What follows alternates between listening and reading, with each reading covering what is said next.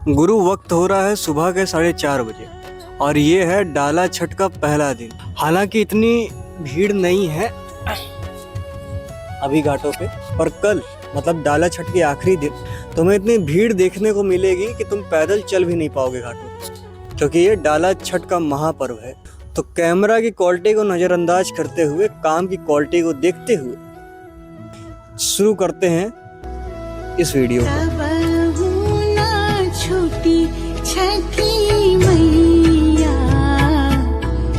हमनी से बरत तोहार, हमनी से बरत तोहार, तहरे भरोसा हमनी के, छूटी नाही छठ के त्योहार, छूटी नाही छठ के त्योहार।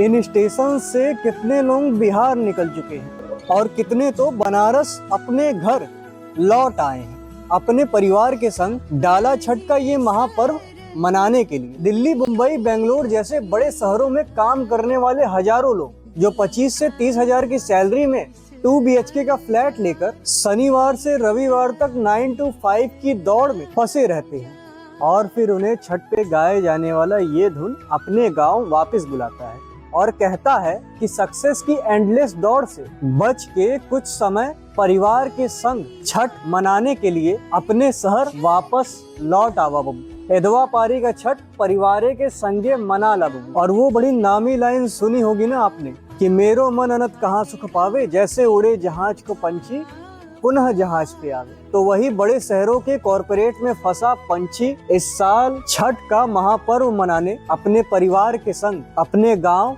लौट आया है। और हाँ, याद रखना है लड़का लोग, सभी लोग तैयार हो जाओ। एदवा पारी छठ के दिन अपने घाट को ऐसा झाड़ू लगा के साफ करना है कि भौजी शीशा नहीं घटवे पे मुंह देख के तैयार हो जाओ। और हमें याद है जब हम बचपन में दिवाली मनाते थे तो सारे पटाखे नहीं जलाते, थोड़े पटाखे बचा के रख लेते छठ पूजा के दिन के लिए। और जब छठ पूजा का दिन आता था तो हम दोस्तों के संग मिल के घाट पर पटाखे बजाया करते थे। और बिहार का ये पर्व भी गजब है गुरु, हर जगह उगते सूरज की पूजा होती है, पर इस महापर्व में डूबते सूरज की पूजा की जाती है। और अक्सर हम सभी देखते हैं कि पूजा में शिव पार्वती की पूजा होती है, विष्णु लक्ष्मी की पूजा होती है, पर ये इकलौती ऐसी पूजा है जिसमें भाई और बहन की पूजा होती है, यानी सूर्य देव और माता छठी मतलब माता देवसेना। आइए जानते हैं इस महापर्व की हिस्ट्री क्या है। छठ की कहानी वहीं से शुरू होती है जहाँ इतिहास और आस्था दोनों एक साथ जाके मिलते हैं। और हमारे ग्रंथों में ऐसा लिखा है कि जब भगवान श्री राम वनवास से लौटे तो माता सीता ने सूर्य देव की उपासना की और वो दिन था कार्तिक शुक्ल षष्ठी और तभी से ये पर्व शुरू हुआ। पर इतिहास के पन्ने इसे और भी ज्यादा पुराना और प्राचीन बताते हैं। इतिहास के हिसाब से जब मनुष्य ने सूर्य को जीवन का स्रोत माना था, ये महापर्व तब से है। और वो महाभारत में कर्ण की कथा याद है, वही कर्ण जो सूर्य देव के पुत्र थे। माता कुंती ने सूर्य देव की आराधना के लिए मंत्रों का जाप किया था और जिसके परिणाम स्वरूप कर्ण का जन्म हुआ। लेकिन सामाजिक भय के कारण शिशु कर्ण को नदी में बहा दिया और जब दानवीर कर्ण बड़े हुए और अंग देश के राजा बने तब वो हर दिन गंगा के तट पर सूर्य को अर्घ देते थे। आज भी कहा जाता है कि जो लोग गंगा के तट के किनारे सूर्य की ओर मुख कर कर सूर्य के सामने सम्मान पूर्वक झुकते, वो कर्ण की उसी परंपरा को निभा रहे हो। डाला छठ तो धार्मिक रूप से तो बहुत महान और प्राचीन, पर क्या ये वैज्ञानिक रूप से भी उतना महान और प्राचीन है? 4 दिन का व्रत, नमक रहित भोजन और नदी के ठंडे पानी में खड़े रहें और सूर्योदय सूर्यास्त की साधना, और ये सब हमारे शरीर के प्रकृति के संतुलन से जुड़ा है। जब मौसम बदलता है गर्मी से ठंड की ओर, तब शरीर में ऊर्जा का असंतुलन हो जाता है। सूर्य उपासना उस ऊर्जा को पुनः संतुलित करती है।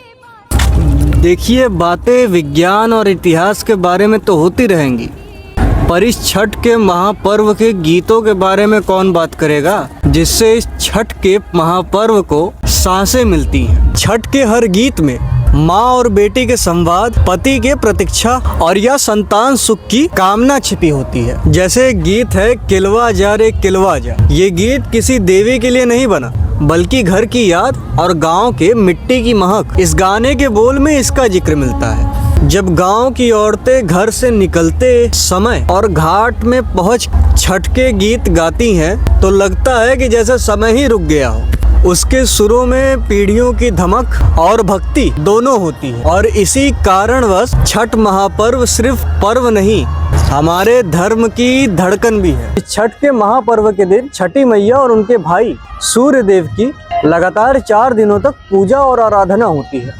छठ का पहला दिन है नहाई खाए का। गांव की औरतें सुबह सुबह नदी या तालाब में स्नान करती हैं। जब घर की रसोई से पहला प्रसाद बनता है तभी छठ की शुरुआत होती है। और फिर दूसरा दिन आता है खरना का। इस पूरे दिन में निर्जला व्रत की कड़ी तपस्या करनी होती है। न कुछ अन्न खाते हैं और न ही जल पीते हैं। और शाम को जब सूरज डूबने लगता है तब व्रत करने वाला गुड़, दूध और चावल इसकी खीर बनाता है। और ये खीर केवल प्रसाद नहीं होता, ये उस व्रत की तपस्या का स्वाद होता है। उस खीर में दिन भर की भक्ति, व्रत की मेहनत और आत्म संयम का स्वाद जुड़ा होता है। जब गांव की औरतें प्रसाद बांटती हैं तब पूरा वातावरण शांत हो जाता है और सिर्फ दियों की लौ जलती है और कहीं दूर से लोकगीत की आवाज आती है। और तीसरे दिन का दृश्य सबसे मनमोहक होता है। संध्या अर्घ का दिन। सूर्यास्त के समय घाटों पर जन सैलाब उमड़ता है और सुपरी में ठेकुआ, गन्ना, केला, सिंघाड़ा और नारियल और साथ ही नदी के किनारे मिट्टी के दीपक जलते हैं और पूरा वातावरण एक सुर में गूंजता है। कांच ही बांस के बहंगिया। इस क्षण में कोई ऊंच नीच नहीं है और कोई बड़ा छोटा नहीं है। सभी लोग एक समान हैं और सभी लोग एक समान होकर सूर्य के सामने खड़े होते हैं अपने सुख दुख और कृतज्ञता के साथ। संध्या अर्घ के बाद जब लोग घाट से लौटते हैं तब हवा में एक अजीब सी शांति उमड़ आती है। चौथा और आखिरी दिन होता है पूसा अर्घ का। रात के सन्नाटे में गलियां जगमगाती हैं।